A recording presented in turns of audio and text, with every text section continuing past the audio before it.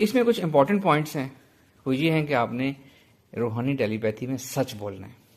ये रूहानी टेलीपैथी है एक तो, दूसरा आपके लाशऊर का उसके लाशऊर से रब्ता हुआ है। जो उसका लाशऊर है ना, आप उससे गुफ्तगू कर रहे हैं। चले आपका तो कॉन्शियस इन्वॉल्व है ना, आप जाग के कर रहे हैं, उस शख्स का लाशऊर है।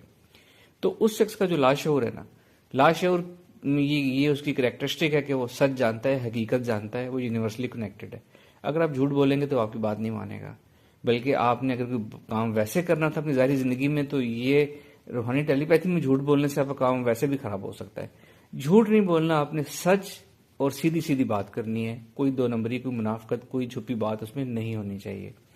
दूसरा पॉइंट है कि एक वो विन विन प्रपोजल होना चाहिए और टू वे होना चाहिए। विन विन प्रपोजल का मतलब है कि जो आप बात कर रहे हैं, जो आप डील करना चाह रहे हैं, जो आप ऑफर कर रहे हैं, उसमें दोनों का फायदा होना चाहिए। ऐसा नहीं होना चाहिए कि आपका उसमें फायदा हो, दूसरे का नुकसान हो। अगर आप ये करने की कोशिश करेंगे तो ये होगा नहीं। किसी की दूसरे की से गलत काम आप इस तरीके से नहीं करा सकते।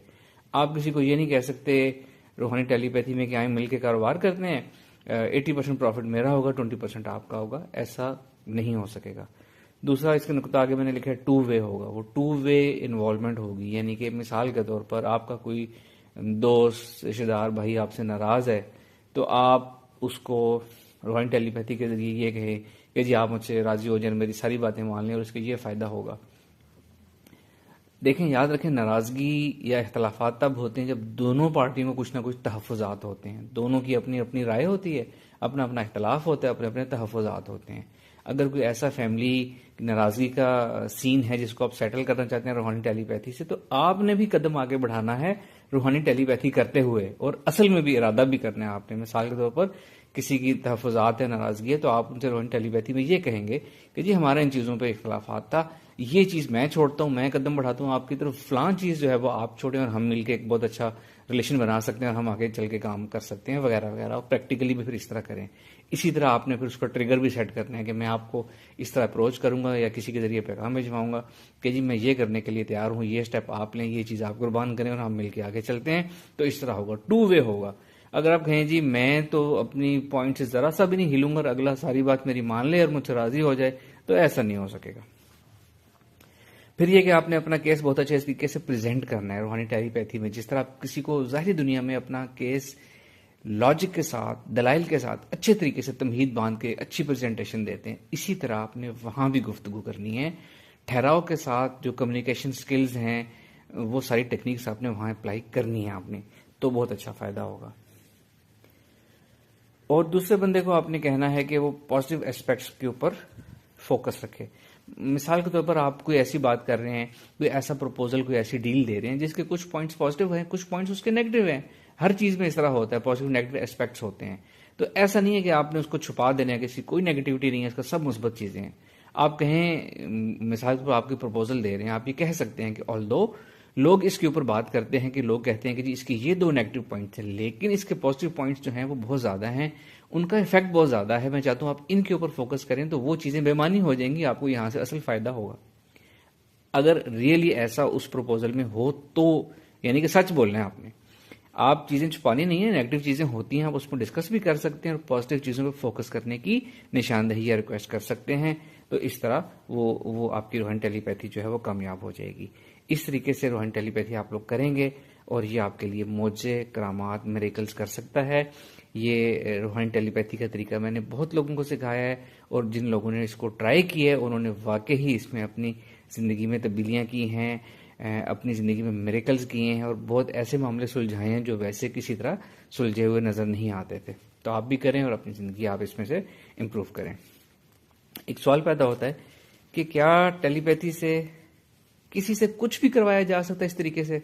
तो जवाब है कि नहीं, हम इस पे पहले बात कर चुके हैं। सच होगा, टू वे प्रपोजल होगा, विन विन सिचुएशन होगी, तो ये टेलीपैथी कामयाब होगी।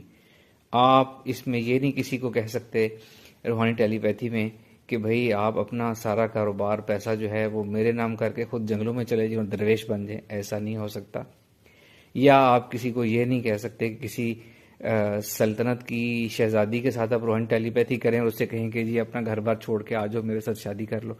ऐसा भी नहीं। किसी के वैल्यूज़ के खिलाफ आप काम नहीं करा सकते। कोई आपसे शादी नहीं करना चाहता तो आप रूहानी टेलीपैथी के जरिए उसको शादी पे तैयार नहीं करा सकते।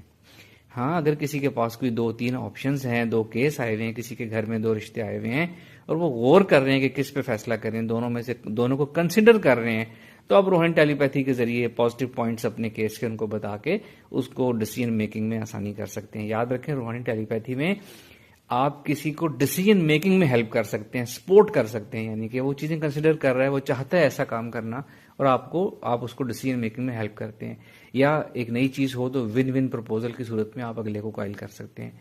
गलत काम किसी से नहीं करा सकते, अनजस्ट काम आप किसी से नहीं करा सकते इस टेलीपैथी के जरिए। हमें जरूरत भी क्या है कोई गलत काम कराने का, हम इससे जब अच्छे अच्छे बहुत से काम हो सकते हैं तो हम वो क्यों ना करें।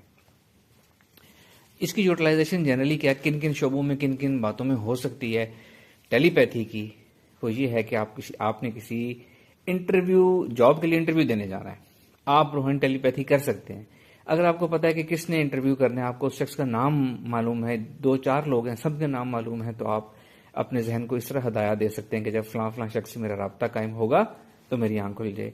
या आप ये कह सकते हैं कि जी फलां कंपनी की इंटरव्यू टीम जिन्होंने फलां तारीख को इंटरव्यू लेने है मेरी, जब उनसे राब्ता होगा तो मेरी आंख खुल जाए। फिर जब राब्ता हो आप उनको अपनी पॉजिटिव एस्पेक्ट्स बताएं। जाहिर है आपकी चीजें सीवीज में तो लिखी हुई हैं सारी, आप अपनी पॉजिटिव चीजें बताएं, मुस्बत चीजें बताएं, उनको अपने बारे में वो चीजें बताएं जो आप बताना चाहते हैं, जो आपके अंदर यकीन है, जो आपके अंदर कॉन्फिडेंस है, जो आपकी खास स्किल्स हैं जिससे आप समझते हैं उस कंपनी को फायदा होगा।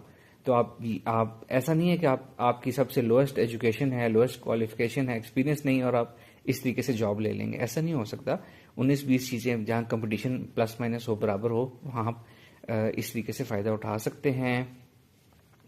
मिसाल के तौर पर आप ये कह सकते हैं कि जी ऑल्दो आपने जो 10 साल का एक्सपीरियंस मांगा है, मेरा वो नहीं है, मेरा 5 साल का है, बट मेरी स्किल्स मेरी बहुत अच्छी हैं और मैं प्रैक्टिकली आपको करके दिखा सकता हूँ, मेरी ये खूबियां आप इन पर गौर करें तो आप ही कंपनी को फायदा होगा, वगैरह वगैरह। और फिर आपने ट्रिगर छोड़ना है कि जी मैं इस तारीख को आऊंगा, मेरा ये एड्रेस है, मैं आपको अपना पूरा नाम ये बताऊंगा और जैसे ही आप मुझे देखेंगे, मेरा नाम सुनेंगे तो आप पहचान लेंगे कि हमारा पहले रूहानी तौर पर रब्ता हो चुका है और आप मुझे मुस्बत वो रिप्लाई करेंगे और इस तरीके से हमारी बातचीत आगे चलेगी। इसके अलावा फैमिली फ्रेंड रिलेशनशिप्स के ऊपर मैंने बात कर ली है। 2 वे रिलेशनशिप होगा, दोनों कदम आगे बढ़ाएंगे तो इस तरह अपने फैमिली रिलेशंस इंप्रूव किए जा सकते हैं। वो लोग, वो नौजवान जो कॉलेज यूनिवर्सिटीज़ में मोहब्बत का शिकार हो जाते हैं और बाद में उनके वालिदैन जो हैं वो आउट ऑफ कास्ट शादी करने के लिए तैयार नहीं होते, अच्छे तरीके से अपना केस प्रेजेंट करें तो अपने वालिदैन को आप एग्री करा सकते हैं इस चीज़ के ऊपर। और शर्तें वही हैं, झूठ नहीं बोलना, सच बोलना है, केस को स्ट्रॉन्ग करना है, अच्छे तरीके से केस प्रेजेंट करना है, विन विन सिचुएशन होनी चाहिए, वगैरह वगैरह। और जो वालिदैन के तहफ़्फ़ुज़ात हों वो ज़ाहिर आपने दूर करने भी हैं और रूहानी टेलीपैथी में भी दूर करने की निशानदेही या वजाहत या उनकी यकीन दहानी करानी है आपने। बिजनेस डील्स कर सकते हैं, जॉइंट प्रोजेक्ट्स, जॉइंट वेंचर्स के लिए इसको इस्तेमाल किया जा सकता है, सेल एंड मार्केटिंग के लिए यूज़ किया जा सकता है। आप अपने अच्छे प्रोडक्ट्स बेच सकते हैं, शर्त वही है झूठ नहीं बोलना, चीज़ अच्छी है तो बिकेगी। अगर आप गलत झूठ बोलेंगे, चीज़ें छुपाएंगे और अपनी चीज़ दूसरों से अच्छी साबित करके बोलने की कोशिश करेंगे तो झूठ हो जाएगा, दूसरों लोगों का लाशऊर आपको पहचान लेगा इस झूठ को और आपकी सेल नहीं हो सकेगी। तो ये इसके अलावा और जगहों पे भी यूज़ हो सकता है। बाकी आप खुद समझदार हैं, देख सकते हैं कहाँ कहाँ इसका इस्तेमाल किया जा सकता है। मामलात में लोगों के साथ डीलिंग में इसको किया जा सकता है।